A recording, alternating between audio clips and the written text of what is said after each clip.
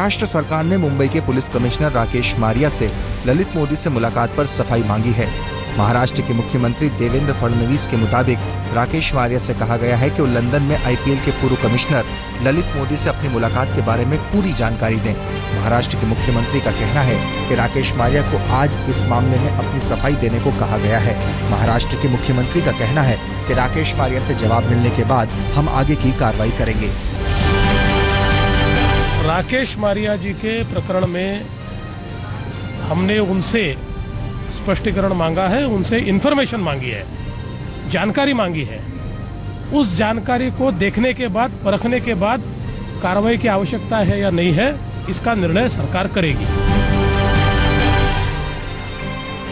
ललित मोदी विवाद को लेकर बीजेपी सांसद कीर्ति आजाद ने वित्त मंत्री अरुण जेटली पर निशाना साधा है।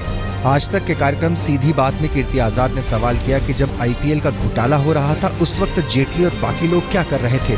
कीर्ति आजाद के मुताबिक आईपीएल में चल रही लूट को रोकने की जिम्मेदारी सिर्फ ललित मोदी की नहीं थी, बीसीसीआई के दूसरे सदस्यों की भी जिम्मेदारी बनती थी। अगर आप किसी की मॉरल रिस्पॉन्सिबिलिटी या वाइकेरियस रिस्पॉन्सिबिलिटी बोलते हैं, ललित मोदी कर रहा था, तो साहब आप लोग क्या कर रहे थे? आप दूध पीते बच्चे हैं क्या? आपको देश का कानून नहीं मालूम क्या? आप लोग मंत्री नहीं हैं क्या? आप लोग क्या सरकार में नहीं हैं क्या? ऐसी परिस्थिति में आप तो किसी और के ऊपर ब्लेम नहीं लगा सकते ना। व्यक्तिगत लड़ाई तो नहीं अरुण जी से, मेरी व्यक्तिगत लड़ाई तो नहीं है, मेरे सिद्धांतों की लड़ाई है। वित्त मंत्री अरुण जेटली के खिलाफ बीजेपी सांसद कीर्ति आजाद के बयान ने कांग्रेस को फिर से सरकार पर हमला करने का मौका दे दिया है और वो जो मामला उठा रहे हैं उसकी पूरी जांच होनी चाहिए। अंतर्राष्ट्रीय योग दिवस पर दिल्ली के राजपथ पर हुए योग आयोजन के नाम Guinness book of world record में 2 रिकॉर्ड दर्ज हो गए। राजपथ पर हुए आयोजन में 35,985 लोगों ने एक साथ योग किया, जो एक जगह पर इतनी संख्या में एक साथ लोगों के योग करने का रिकॉर्ड है। राजपथ पर हुए इस आयोजन में 84 देशों के नागरिकों ने हिस्सा लिया, जो अपने आप में नया रिकॉर्ड है। रविवार को दिल्ली में कुछ देर की बारिश ने नगर निगम के दावों की पोल खोल दी। दिल्ली के कई इलाकों में बारिश का पानी जमा होने के कारण लोगों को जाम का सामना करना पड़ा। पूर्वी दिल्ली के मंडावली में जहां सड़क पर 1 फीट तक पानी जमा हो गया, वहीं कनॉट प्लेस से सटे मिंटो रोड पर भी जलभराव देखने को मिला। आईटीओ मेट्रो स्टेशन के पास पानी भरने के कारण बाहर निकलने का रास्ता पूरी तरह से बंद हो गया था।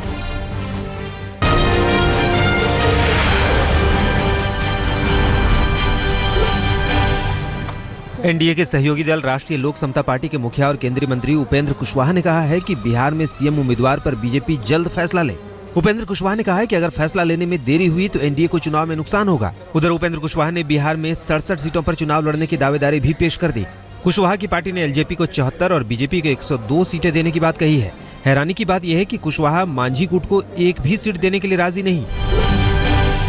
लोक जनशक्ति पार्टी यद्यपि अलग गठबंधन का हिस्सा थी, लेकिन उनके उम्मीदवार 74 थे, तो 74 लड़े आज लोक जनशक्ति पार्टी, 102 लड़े भारतीय जनता पार्टी, और उसके अतिरिक्त जो शेष सीटें बचती हैं उनकी संख्या होती है 67 सीट राष्ट्रीय लोक समता पार्टी लड़े। यह हमारी पार्टी का फैसला है। बिहार में विधानसभा चुनाव से पहले बीजेपी की मुश्किलें बढ़ गई हैं। एनडीए के घटक दल एलजेपी के मुखिया रामविलास पासवान ने साफ कर दिया है कि अगर मांझी गुट के नरेंद्र सिंह और उनके बेटों को टिकट दिया गया तो वो इसका जमकर विरोध करेंगे। नरेंद्र सिंह 2005 में नीतीश को समर्थन देने के लिए एलजेपी को छोड़कर जेडीयू में शामिल हो गए थे। बीजेपी नेता शहनवाज हुसैन की माने तो एनडीए के अंदर किसी तरह का मतभेद नहीं है और सभी घटक दल एकजुट हैं। शहनवाज का कहना है कि हमारे बीच कुछ मुद्दे हैं, लेकिन उसका समाधान ढूंढ लिया जाएगा। पटना में जेडीयू और बीजेपी के बीच अभी से पोस्टरों के जरिए जंग शुरू हो गया है। जेडीयू जहां पोस्टरों में नीतीश का चेहरा दिखाकर बीजेपी पर वार कर रही है, वहीं बीजेपी भी पोस्टरों के जरिए नीतीश सरकार पर हमला करने से पीछे नहीं हट रही। वैसे बीजेपी का कहना है कि वो पोस्टर वॉर में शामिल नहीं है, क्योंकि जनता उसे उसके काम से जानती है। आखिरकार बिहार के पूर्व सीएम जीतन राम मांझी को मुख्यमंत्री का बंगला खाली करना पड़ा।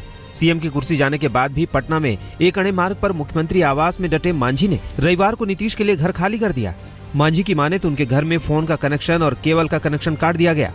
सभी नौकर चाकर हटा लिए गए, जिसके बाद उनका यहाँ रहना मुश्किल हो गया था। हमने सोचा कि विकल्प देना चाहिए, वहां जा करके उनको कर सकते हैं कि 1 नंबर में आप जाइए और फिर दोहरा सकते हैं कि यदि 7 सर्कुलर रोड को आप एक्स सीएम के रूप में या किए तो उसको खाली कीजिए, उसमें एक सीएम पे आए।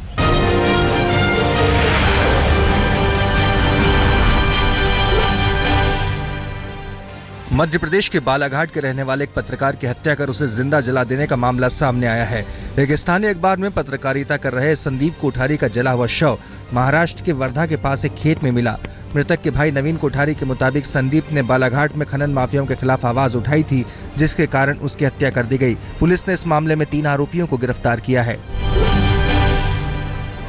शाहजहांपुर के पत्रकार जगेंद्र सिंह की हत्या के बाद अब उनके परिजनों को जान से मारने की धमकी दी जा रही है। जगेंद्र के हत्यारों की गिरफ्तारी की मांग को लेकर पिछले 7 दिन से धरने पर बैठे परिवार वालों ने रविवार को धरना स्थल पर ही जगेंद्र सिंह का अंतिम संस्कार किया। जगेंद्र के बेटे के मुताबिक केस दबाने के लिए उनके परिवार को जहां लालच दिया जा रहा है, वहीं जान से मारने की धमकी भी मिल रही है। के बाद में एक मुझे गोपनीय चिट्ठी मिली सुबह को, जिसमें मैंने पढ़ा, जिसमें बाबा ने बताया कि इसमें साफ साफ लिखा है राम प्रताप सिंह चौहान जो राममूर्ति वर्मा के दलाल हैं और वीरेंद्र सिंह चौहान के रिश्तेदार हैं।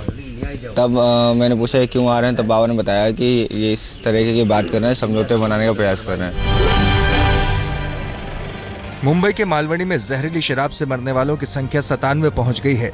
रविवार को क्राइम ब्रांच ने इस मामले में गिरफ्तार आरोपी फ्रांसिस डेमोला को लेकर वहां एक गोदाम पर छापेमारी की और वहां से 900 लीटर शराब बरामद की। पुलिस ने इस मामले में अब तक 7 लोगों को गिरफ्तार किया है, जिसमें 2 महिलाएं भी शामिल हैं। इस मामले में 8 पुलिस वालों के साथ एक्साइज विभाग के 5 अफसरों को सस्पेंड किया जा चुका है। इस बीच महाराष्ट्र सरकार ने जहरीली शराब से मरने वाले लोगों के परिजनों को 1-1 लाख रुपए का मुआवजा देने का ऐलान किया है।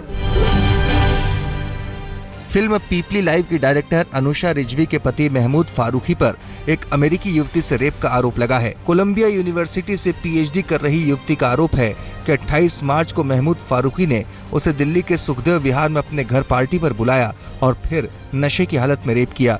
पीड़ित युवती गोरखपुर के गोरखनाथ यूनिवर्सिटी से रिसर्च कर रही थी और इसी दौरान उसकी फारूकी से मुलाकात हुई थी, जो खुद भी मूल रूप से गोरखपुर के रहने वाले हैं। पीड़ित युवती की शिकायत पर पुलिस ने आरोपी फारूकी को गिरफ्तार कर अदालत में पेश किया, जहां से उसे 6 जुलाई तक न्यायिक हिरासत में भेज दिया गया। सुनंदा पुष्कर मामले में दिल्ली पुलिस ने 6 लोगों का पॉलीग्राफ टेस्ट कराया है। कोर्ट के आदेश पर एसआईटी ने जिन 6 लोगों का पॉलीग्राफ टेस्ट कराया है, उसमें घरेलू नौकर नारायण, ड्राइवर बजरंगी और पारिवारिक दोस्त संजय दीवान भी शामिल हैं।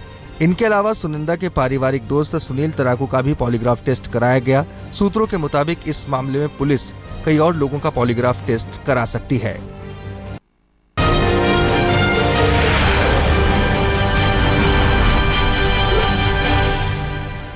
देहरादून में एक तरफा प्यार में एक शख्स ने एक लड़की को मौत के घाट उतार दिया।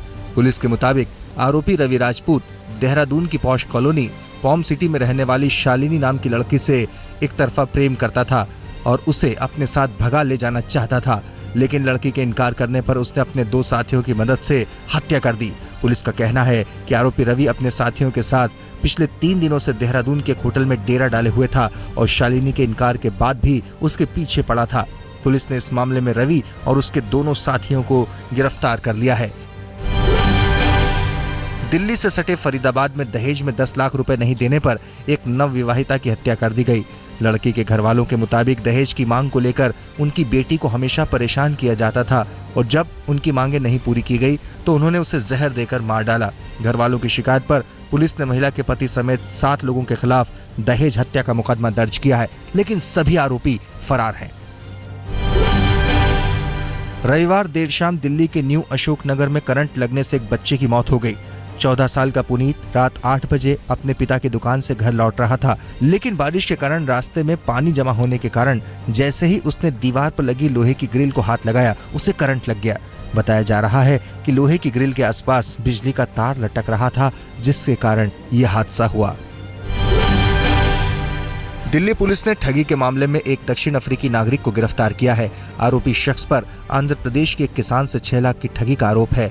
पुलिस के मुताबिक पीड़ित किसान को ईमेल के जरिए भारी भरकम राशि देने का लालच दिया गया और कागजी कार्रवाई के नाम पर उससे 6 लाख रुपए ऐंठ लिए गए।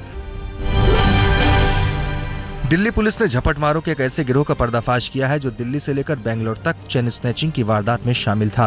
पुलिस के मुताबिक गिरोह के लोग 4 महीने में चेन स्नैचिंग की 100 से ज्यादा वारदात को अंजाम दे चुके थे। पुलिस की माने तो पकड़े गए बदमाश झपटमारी करने फ्लाइट से बेंगलोर और चंडीगढ़ भी जाते थे।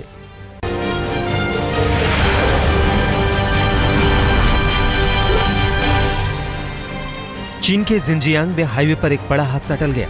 चलती गाड़ी में अचानक ड्राइवर को दिल का दौरा पड़ा था, लेकिन को ड्राइवर ने अचानक बेकाबू होती गाड़ी का स्टीयरिंग संभाल लिया, जिसके कारण कई लोगों की जान बच गई।